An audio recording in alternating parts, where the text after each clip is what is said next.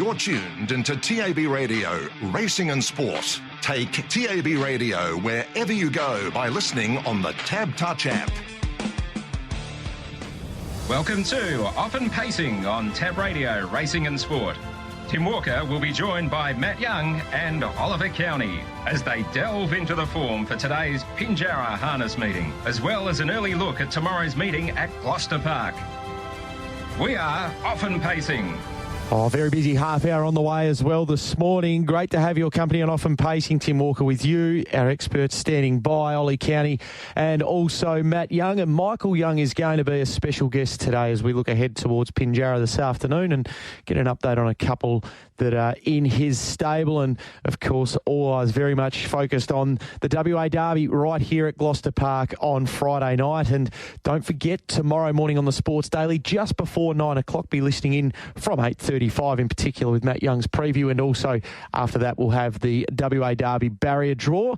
And that, of course, leads up to next Monday morning's WA Pacing Cup barrier draw, which will also be on the Sports Daily, and we'll be able to get the immediate thoughts of Matt and Ollie after that. So plenty to look forward to over the next 10 to 12 days on a harness racing front here in the West, including the Don Randall Memorial, which we'll have a look at today. But let's welcome in our experts. Ollie Cownie, to you first and foremost, a very good morning. Morning, Tim. Morning, Matt. Matt Young, great to have you on the program again. Good morning, boys. Plenty to work through, gents, so let's get stuck straight into it. We've got a really, really busy couple of weeks on the way, as I mentioned, and we need to get some horses to follow. We'll do that in just a moment, but obviously Friday night, Matt, you were down here for the Racing WA Harness X-Page coverage, the parade ring, and we saw the last of the $100,000 lead-ups, the Stratton Cup, towards the WA Pacing Cup in a couple of weeks' time. It was all about Mr. Smarty again, and he is very much in the zone. Yeah, he is. He was able to hold out. Penny Tiger, that was the ball game basically in the race in the early stages, and once he was able to lead, he's been able to back off and get a 37.5 lead time, which ended up being quite steady. Then the first quarter was closer to 33 than 32, and watching them sprint home in 27 seconds, there was just a lot of horses stretching their necks. It was just, dominance from the front, and nothing was ever going to beat him once he led. And once that first quarter went up, it was game over. It was a very expensive trial for Mr. Smarty. Yeah, it certainly was. Ollie, how did you come away from the Stratton Cup on Friday night? As Matt mentioned, it was a key battle in the early stages to see whether Mr. Smarty would be able to hold Penny Tiger, which he was able to do pretty comprehensively in the end. I thought he only got a half length ahead, Penny Tiger, and Mr. Smarty was able to hold. And from there, as Matt mentioned as well, they just went so slowly. So I probably wouldn't read too much into anything in behind that didn't run on because it was so slowly run. Jumping Jack Mack, he was a really, really good run after he was so good first up there, and he looks like he could be one that could go around big odds in the Pacing Cup and could definitely be worth having something on. What does it do for the Pacing Cup picture, Matt? Obviously, we'll get your top three in just a moment, but in terms of Mr. Smarty and the way that he's going, is it very much shaping up as though he's going to be the one to beat and very hard to beat in your mind, and the markets have certainly reacted to it? He is a short price favourite.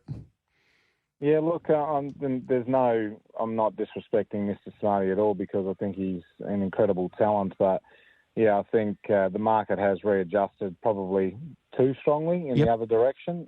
He's gone a 1.9 lead time, which is very steady over the 2,500 he's led. He's just controlled, he's dominated, and the other day 37.5, 32.6 for the first quarter. He has to win, basically. So I guess if he gets a barrier draw or he doesn't lead, that definitely makes things a lot more interesting because, as we know, he is still inexperienced. He's still learning the caper. We've seen that when he's been off the pegs. So I'm not saying he definitely can't win if he doesn't lead, but I think it's just been a slight overreaction to two wins where he's basically had to win with the times being on his side. You were down here on Saturday morning and saw Captain Ravishing. What's the takeaway from it?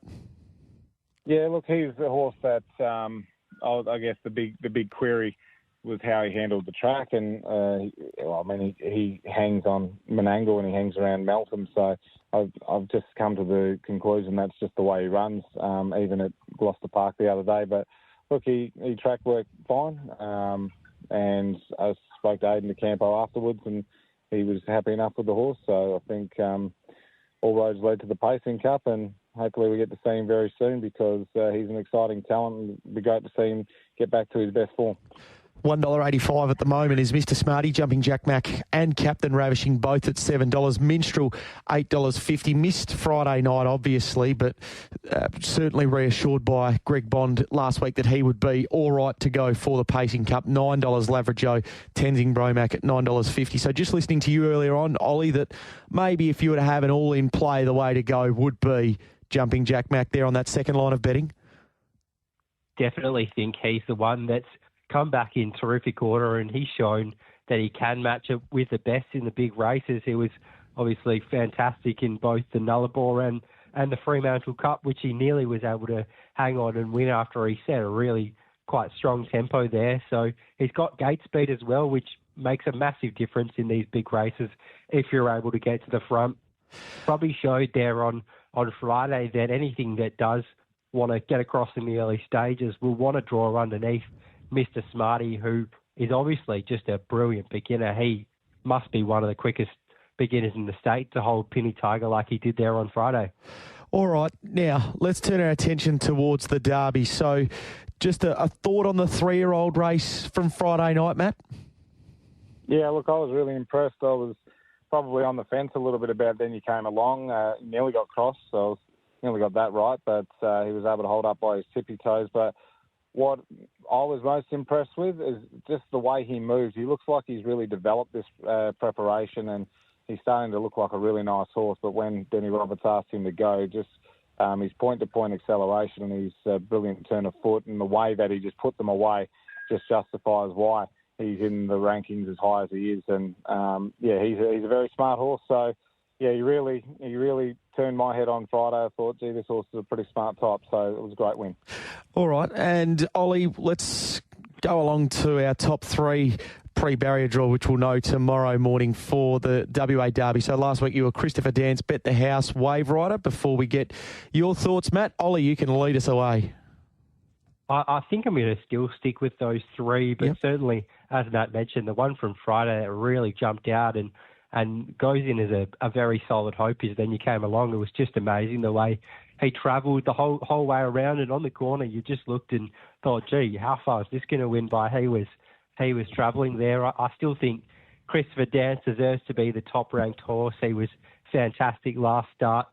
Bet the House, obviously, as I mentioned, we just don't know where he's at, and it sounds like he's probably not going to go around. So I'd have Christopher Dance. I'd then have, I think, I gave Golden Load for that last run. I went back and had a look, and I actually thought he was a lot better than initially I thought. So I'm happy to include him in second, Golden Load, and then I'll keep Wave Rider at third there. I think he's a really classy horse, and there's a few ways he can go about winning the race. All right, so it's Christopher Dance, Golden Load and Wave Rider for Ollie. Matt, last week you were Christopher Dance, Vegas Strip, Tualoo. Is there any reason to change? No, they'll stay the same. And, barrier draw will make things very interesting. All right, which we will know this time tomorrow morning. Okay, so the Pacing Cup, Matt, we'll let you go first here with the Pacing Cup. So last week your top 3 was Jumping Jack Mac, Mr. Smarty, Laverajo. Yeah, look, I'm still sticking with Jumping Jack Mac. I think if I completely agree with what Ollie was saying about him being probably the play in the Pacing Cup, I would say that his pre-post price is probably a little bit short. We saw him go around at 50 to 1 and better for the place on Friday night. So I'm expecting if he does draw favourably, you're probably going to get a shorter price. But I think most likely he'll probably go around close to double figures, or maybe even a little bit better in that $12, $14 range. So I'm happy to have him on top. Mr. Smarty, huge respect for him, and I'm going to move Laverajo out, and I'm going to bring Penny Tiger in. I thought Penny Tiger's run on Friday was brilliant for a horse to gallop early, run into a little bit of bother. He went back, then he went forward. He was in the 1-1. and I just liked the way that he hit the line. I know that it was a race you can't really take too much away from, given the circumstances of the race and the times, but I thought he had every right to be sort of a little bit upset by that run and probably not perform to his best, and I thought he went really well. So I'm encouraged by that going forward with Penny Tiger. Yeah, he looks to be really handling this step to free-for-all racing and becoming a consistent performer in free-for-all racing at that really well at the moment is Penny Tiger. So, Ollie, last week, just to round out on the Pacing Cup thoughts, you were Mr. Smarty, Laverajo, Penny Tiger. I'm happy to stick with those three. Mr. Smarty obviously did nothing wrong there on Friday and he showed brilliant gate speed. Laverajo didn't go around, so I'm happy to assume that he's still a really top chance in the Cup if he's able to draw a good gate. That's probably the key. If he was to draw poorly, then maybe that will be the end of his chances, doing too much work. And Penny Tiger, as Matt mentioned, he went forward at the start, he couldn't cross, and it became pretty hard there when they sprinted home. So I still think he's a terrific chance. He'd be better off drawing underneath Mr. Smarty and potentially handing up to him in the Pacing Cup, but he's also got absolutely brilliant speed. So if he was sat up in the race, I have no doubt he'd be finishing off strongly. And Jumping Jack Mac, I definitely have. If I had a fourth there, I think he's a really honest horse, and there's a few ways he could go about winning the race. All right, so it is Mr. Smarty, Laverajo, Penny Tiger for Ollie, Matt, Jumping Jack Mac, Mr. Smarty and Penny Tiger in. So no room for the East Coaster, Captain Ravishing for the boys there. Now, let's turn our attention to the remainder of this Friday night program and get some horses to follow. And Matt, you can lead us off here. Yeah, I was with Soho Moonraker. I thought his performance was really good on Friday. He was stayed off in the moving line and instead of one out and one back. When he pulled out, he looked like he was going to really threaten Sweet Lucifer, and he locked wheels, and momentum stopped like that. That can really harm a horse, but I thought the way that he recovered and really surged again up the straight was really promising signs. And this is coming off of him winning 2 starts ago, and he's a talented 4-year-old. So Soho Moonraker, a horse to follow. Street Hawk, I thought, was really good in a race that really didn't suit him at all. He was 3 wide from the half and just kept on finding a way to claw his way into the placings, and I thought he was a really good effort going forward. I think he's better attributed to racing with a sit, so looking forward to what he can do this preparation. And I thought Rebline was really good too in the mare's race. She's won off the pegs. It was a quick tempo middle stages, and I just thought the way that she finished the race off is really encouraging going forward, that she's going to pick one up soon, and she still is classified to be able to race in the country ranks, so she's not far off of winning one soon. So Soho Moonraker, Street Hawk and Rebline were my 3. Okay, Ollie, your thoughts there on horses to follow? Definitely agree with Matt's thoughts on Soho Moonraker. Was desperately unlucky in that race, but I had another one, High Price, which I thought was really good there, finishing off strongly late and is now 3 runs back from a spell, so should be nearing peak fitness and has some gate speed. So I think if High Price is able to lead in a race soon, would take plenty of catching.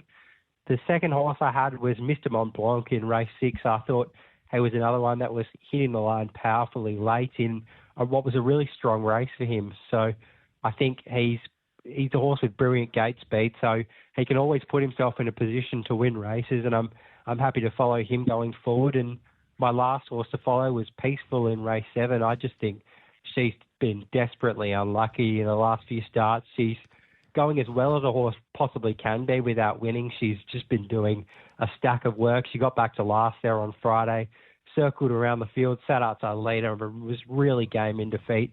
They went 155.6, and she was only beaten a small margin there behind our Sandy Shaw, who's been flying recently.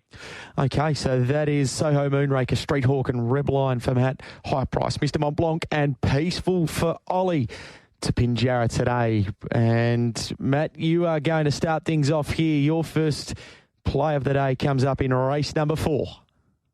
Yeah, I thought on an each-way basis, I was happy to be with Songster, who's third up into the preparation. Third on Friday was sound enough. It's not an overly strong race. I'm just steering away from Sounds Treacherous a bit, who's the likely leader in the race, and I thought Songster in the smallish field could really run well. So quick backup's good, and I think Songster will run a really good race. I was very keen on Ripper View in race number 5. I thought she would go very close to winning this. thought likely 3 back the pegs and then working off, but if she gets a clear crack at them, I'm expecting her to be very dangerous late. So Ripperview in race number 5. And then we go to race number 10, where Franklin Delano dominates the betting here. But I thought Moneytime Madness could use his speed early, be able to get around and potentially lead, take the cover on Franklin Delano. I think he's a really good place chance from there. So race 10, number 3, Moneytime Madness for a place to go along with race 4 in Songster each way, and race 5 straight out on Ripperview. So just on Songster, $6 at the moment with Tab Touch, and the each way play there that Matt said, obviously in a pay 1-2 race, $2.30 there, the place. And then race number 5, Ripperview, is the $2.50 second elect behind EJY. And for Moneytime Madness, $17, but $2.35 the place there, Matt suggested play in race number 10.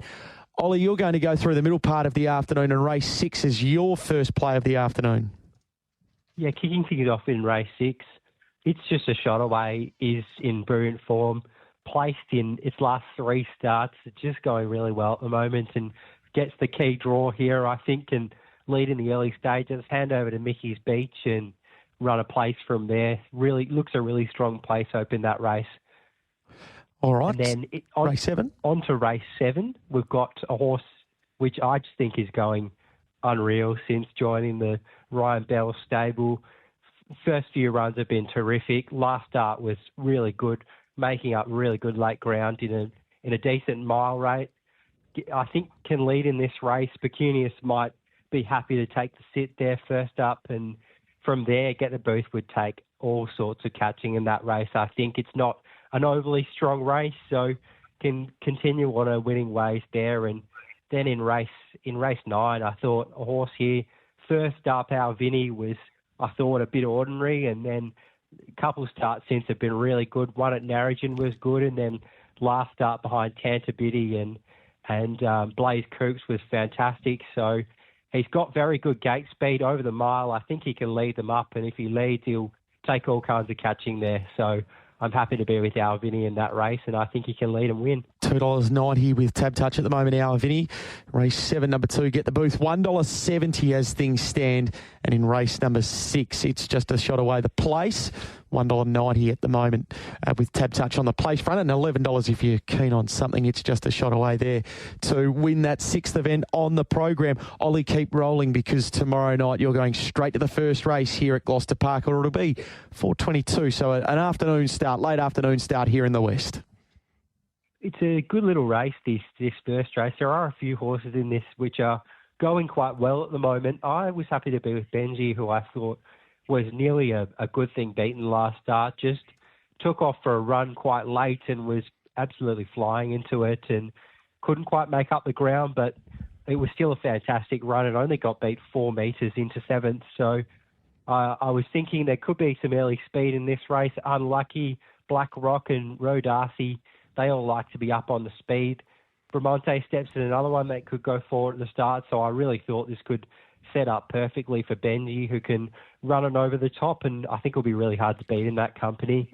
And then in the second race, I was keen on Miss Unique last start, and she had absolutely no luck there, but I'm happy to be with another one in this one, Copy of Paris. I think this horse has a lot of ability and didn't have much luck last start. When eventually the run came, she flashed through there. So I thought that was really promising. And the last time she led was at Pinjarra, and she was able to hold off a horse called True Grit, who I think has a stack of ability, and that looks good enough for a race like this. So if Copy of Paris is able to lead here, I think she'll lead for a long way. All right, so that is in races 1 and 2 there tomorrow night for Ollie. So Copy of Paris there in the second and Benji in the opener. Matt, just before we get to you, the nominations have come out here for the WA Derby on Friday night, and there is no Bet the House. So Bet the House not in the nominations for the Derby there. So that is some news that is coming through there, and it certainly looks as if Christopher Dance is going to be very, very hard to beat. That's pre-barrier draw, which we'll find out more about tomorrow. Speaking of tomorrow, winners, race 3, your first play, Matt. Yeah, Frisky Sticks for me in race number 3. I thought was a really good first-up effort for Aidan de Campo, and just looks perfectly placed here and could be a multi-builder. So I think there's a couple of shorties on the program that you could play together. and horses that just look dropped into good races, and this is one of them. So Frisky Sticks is one of my plays, and then we go to race number 8. Jackie Daniels got the draw advantage over Court Can Run, and I've liked the way Jackie Daniels has come back. She's got good gate speed. I thought she could burn across and lead and really give them something to chase in this 8th event. So happy to be with her and happy to be with Frisky Sticks in the 3rd. Terrific. So that is for Matt, Frisky Sticks and Jackie Daniels. All right, gents, thank you for your time this morning. We do appreciate it. We will catch up with you again next week, and Matt, in your case, tomorrow morning on the Sports Daily. And also today, Matt, the Racing WA Harness X page will be the place to be for all of the action at Pinjarra. Absolutely right. Beautifully done. And Ollie, we'll catch you next week. Looking forward to it. Thanks, Tim. Ollie Cownie and Matt Young, your experts on this Monday morning on Off and Pacing. Short break. When we come back, Michael Young will join us. You are listening to Off and Pacing on Tab Radio, Racing and Sport. Yes, it's great to have your company on this Monday morning, and it is great to have the company of Michael Young for the next few moments as well. Michael, good morning to you. Morning, Tim. I'm going to go through your team at Pinjarra in just a moment, but first and foremost, we might start with Penny Black, because I've been looking forward to seeing her get back to Gloucester Park after making quite the impression in her first stint with you. So how's she tracking along after the trial last week? Yeah, good. I'm kind of in the same boat. I'm looking forward to getting her back to races as well. So, yeah, pretty exciting to have a horse like her in the stable. Yeah, I was pretty happy with her trial. Obviously, she'd been away from it for a bit. So, yeah, first trial back, and she ran good time and she got the job done. She's kind of one of them horses that's, I don't think she's ever going to win by a big space, whether she runs home in 27 or whether she runs home in 29. She just gets the job done. Absolutely. And just in terms of what it looks like from a Mares Classic point of view, so that's a tick over a month away. What does the ideal preparation from here look like? A couple of runs before that? Yeah, ideally we've got this Friday the Mares race coming up, and then the following Friday is the first of the features, the Norm's Daughter, I think it is. Yep. So hopefully we'll lead into that with this run this week. Didn't really get much respect from the handicappers in terms of rankings. She wasn't in their top 12, which was quite astounding, really. But, yeah, hopefully this week she'll show them why she should be. Okay, so forward enough to go there and, well, barrier draw providing, really make a statement against Artie by the Seaside, Steno, and are you looking forward to testing her against that calibre of mare? Yeah, 100%. Like,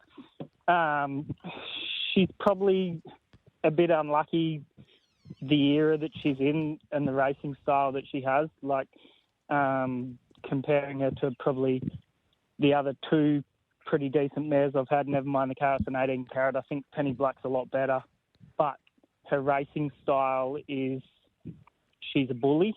Yep. And it's very hard to bully horses like Steno and Artie. So kind of any other year there hasn't been, like, no disrespect to anything, but nothing that she probably couldn't have sat outside of and gone with, whereas this year, like, obviously having Steno and Artie makes it a lot harder. So it'll be barrier draw dependent. Her gate speed was getting better towards the end of her last prep, so love to see her draw to hit the rail and see what we can do.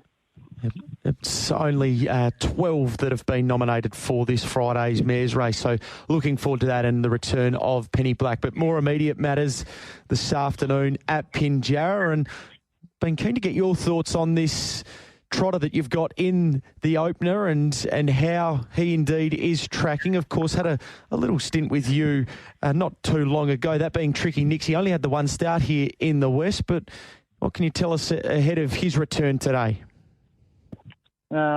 Yeah, he's like a really bad boomerang. He started here and left and made his way back without doing much at all in between. That was very impressive. So his trial was okay. His work's okay.